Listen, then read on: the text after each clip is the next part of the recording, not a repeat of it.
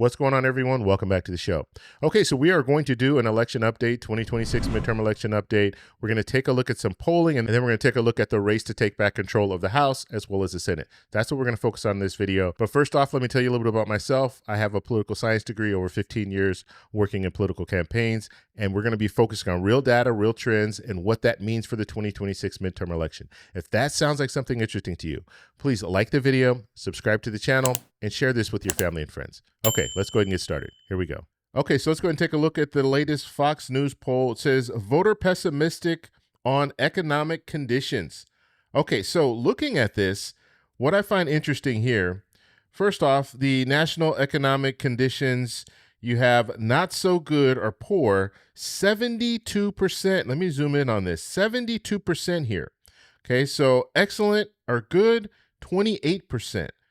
When we're looking at personal financial situation, falling behind, 44%, holding steady, 45%, getting ahead, only 11% of the population of the people that were polled here, they're saying that they feel like they're getting ahead. Okay, and let's look at the sample size. I should do that at the beginning. I always forget. So Fox News poll conducted between December 12th and December 15th, so about a month ago. Registered voters, and we're looking at the margin of error of about 3%. But the real thing that we should be focused on is not so good or poor. 72% of the people who were polled here said that our economy is not so good or poor. This issue is what is going to decide the 2026 midterm election. So this is what all politicians should be focused on this. Even the president should be focused on bringing prices down. He made that promise that he was going to bring prices down, and we haven't seen that yet. And I know some people are going to say, well, what about gas prices? Gas prices are down. Gas prices are down at most 20 cents. That's the high end. The low end is we're talking maybe 5 cents, 6 cents. So yes, gas prices could be down, but people aren't really feeling that. That's not enough for people to feel. When you go to the grocery store, you're still paying more. People are letting you know. 72% of the people that were polled here are letting you know, look, things aren't getting better. They're pretty much the same or they're getting worse. And one more thing that's not listed here, the sample size, registered voters, it was 1,001 people were polled and asked these questions. Okay, looking at the next poll. Now, this is coming basically from the pie chart that we just saw. So 4 times as many say they're falling behind as say they are getting ahead financially. But what this does is this goes back to 2018. And so just looking at this, there's a lot that we can learn. So if we go back to 2018 and we look, let's take the top line first. Let's take falling behind, okay? So holding steady, you see holding steady is pretty steady. But when we're looking at falling behind, let's take a close look at that. Back in February of 2018, it was a little over 20%, maybe 25%. The numbers aren't exact here, but I just want you to understand how this is working here. So people that felt that they were falling behind during the pandemic, when the pandemic started, a lot of people felt that they were falling behind. You saw that increase there, went over 30%. And then it dropped back down in 2021, dropped back down. And then look what happened. This is when we saw inflation, okay, all of this period. And then it peaked here, and it peaked here because June of 2022, that's when we saw the highest numbers when it came to inflation. We saw 9.1%. That was in June of 2022. And then it kind of steadied out and then dropped a little bit. And so we saw it start to drop in, was it 2023. At the end of 2023, we saw a little drop there, and then it came back up a little bit, and then it stayed steady for here, and then it dropped down here. So in June of 2025, we saw a drop. Okay, so people felt they didn't feel like they were falling behind or continuing to fall behind. And so then looking at June of 2025, we saw this dip here. So less people felt that they were falling behind, and then more people felt that things were more steady. Okay, and then we started to see it increase again, and now we have these two points converging here when it comes to falling behind and holding steady. And when we're looking at getting ahead, you see people initially back in 2018, they felt that things were better, okay? 20% of the people felt that they were getting ahead. And then at the height of the pandemic, we saw it drop again. And then we come back to June of 2022, that's when we saw inflation at the highest rate. That's when people didn't feel that they were getting ahead as much. And then moving into 2023, 2024, some more people felt that they were getting ahead. And then it's been pretty much a flat line ever since then until December. Now people are feeling again that they're not getting ahead. And so the bottom line, looking at this graph here, we see that people just aren't happy. They're not satisfied. People feel like they're falling behind, and it's starting to increase. And if that continues to increase, the 2026 midterms, we're going to see a shift. Because when we're looking at polling like this, where people are just saying, look, this isn't working. We were promised that this was going to work, and it's not working. We were promised that prices were going to go down, and they're not going down to the voters' satisfaction. Okay, let's take a look at this poll. It says nearly 6 out of 10 think Trump's administration is focused on the wrong things. This is important because there's a lot going on right now in the world. There's a lot going on in the U.S. We have issues with the economy. We have foreign policy issues that are taking place right now. We have a lot that's going on, and people are saying, look, the president isn't focused on the right things. Now, what they've done here is we have the Trump administration, and we also have the Biden administration. So around the same period, okay? So back in 2021, so that first year of the Biden administration, and then the first year of the Trump administration. So we're looking at wrong things, 58%. So 58% of the people that were polled here are saying, look, President Trump is focused on the wrong issues here. And then when it comes to the right issues, 41%. Now compare that to Biden. So Biden in his first administration, that first year, wrong things, 54%, right issues, 40%. And so you see they're similar, but when it comes to President Trump, people think that he is not on the right track. He's not doing the things that they want him to do. And then the last poll I want to take a look at, it says satisfaction with the country's direction is up 10 points compared to last December. Okay, so, and I don't think we shouldn't be looking at December to December. That's not the right thing to do. And I'm going to explain why. Because the direction of the country, if we go back to December of 2024, people back in December of 2024, we were expecting a new president because the elections just happened. You had President Trump. We knew President Trump was going to be coming into office.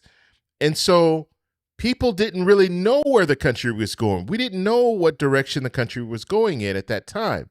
You can't compare that to now, December of 2025, because now we're looking at a situation where we know who the president is, and this is their first year, after their first year. And so the direction, we know a little bit more. There's more stability in that sense where we kind of know what to expect now. We've seen the President Trump for the last year doing the things that he's doing. And so it's hard to make a comparison here, but we'll go ahead and just take a look at their polling. So satisfied, that is the darker color here, and then the lighter color is not satisfied. So if we go down, we'll start at the bottom here. December of 2024, not satisfied, 68%. And then when we're looking at satisfied, 31%. And as I stated, people at that time, we were in a different place as far as the direction of the country. We didn't know what to expect. And so that 68% that we're looking at that are not satisfied, it could come from a variety of different, areas, okay, back in 2024. You can have people that were upset with Biden, and so they weren't satisfied. You could have people that were upset that we're going to have a new president. It's going to be President Trump, and they weren't satisfied. So that's why the polling here is a little misleading. So let's go back. And if we're looking at March of 2025, we had not satisfied, 57%, satisfied, 43%, and then in April of 2025, we had not satisfied, 59%, and then satisfied, 40%. We're looking at July of 2025, we had not satisfied, 56%, and then we have satisfied, 44%, and then December, we had not satisfied, 51%, and then we had satisfied, 41%. And so you see what I'm saying here when it comes to the two. It's a little hard because we're at different times. If they were to look at, let's say, President Trump's final year in office, then that's a little bit different. If you're doing a poll from December to that December, then that makes more sense because you have a lame duck president and then we will already know who the next president is going to be. And so it'd be more of a fair comparison. And so that's what I'm getting from this polling. It's really not, it's very, very misleading. But if we go back, let me go back really quickly here because I want to go over something. So if we do go back and if we go back to March, if we're looking at March here, we see the numbers, 57% dissatisfied. When it comes to 59% dissatisfied in April, it dropped back down to 56% dissatisfied in July, and now it's up. So if you want to look at it this way, this is the highest point of dissatisfaction during the Trump administration. That's right now at that 59%. And when it comes to satisfied, we're also looking at people were more satisfied in March of 2025. People were more satisfied in July of 2025. Now, April, they were, you had less people that were satisfied. And then when we're looking in December, we have 41%. And so the bottom line there, when it comes to satisfaction, people are less satisfied now than they were earlier on in President Trump's administration. And when we take a look at our district map here, and this is the House of Representatives, we're looking at Republicans right now at 220, give or take, okay, because you have some politicians that have decided to resign. Okay, so the numbers change just a little bit, but we'll just say, for sake of argument, Republicans at 220, Democrats at 215. And so Democrats need 3 seats. They need to net 3 seats to take back control of the House. And so that is where the focus is. And so when we're looking at, and we're going over all these different issues, these different polls, and so what we're looking at is, are Republicans addressing the issues? And if they're not addressing the issues, then you are going to have voters that are going to come out and they're going to want change. And right now, the top issue is the economy. And so if the economy continues to be where it is right now, and you're looking at people that are being polled and saying, 72% of the people said, things aren't good. And so if that's what we continue to hear from the voters, then there's going to be change because people are just not happy. And historically speaking, when it comes to these midterm elections, generally it's a referendum on the president. If the president isn't doing things that people like, then they are going to vote against the president. And Democrats only need the 3 seats. We could be in a situation like back in 2018 where Democrats came in and they won 40 or 41 seats. And so I think Republicans are really concerned right now when it comes to the House because they know that historically speaking, Democrats have an advantage. And then looking at the economy, Democrats have even more of an advantage because we're not in a good economy. Now, if that changes and we see our economy start to improve, if we see prices going down at the grocery store, then maybe Republicans will have a shot. But right now, if I was a betting man, I would be betting on Democrats to take back control of the House. Now, when it comes to the Senate, I've talked about this before, it's going to be very hard for Democrats to take back control of the Senate. It's possible, but it's going to be very hard. And that's just based on the Senate layout, the numbers there. When we're looking at the numbers, the Republicans have, they have an advantage already, 53 to 47. Okay, and that's 47 is for Democrats and independents. And so Democrats have to hit the Hail Mary in order to win, but it's possible. It's possible for them to win, but they are going to have to really work hard in order to take back the Senate. But I want to know what you guys think, so let me know in the comments below. Do you think Democrats will be able to take back the House? Let me know down below, and also let me know where you're watching me from. If you guys like this video, please give me a thumbs up. Please subscribe for more. Remember, stay informed, stay engaged, and I'll talk to you in the next one. Bye. So that's all we have for this video. Make sure if you guys want to send me an email, you can do that, david@thetecshow.com. Like the video, subscribe for more, and check out these videos over here for some more great content. Talk to you later. Bye.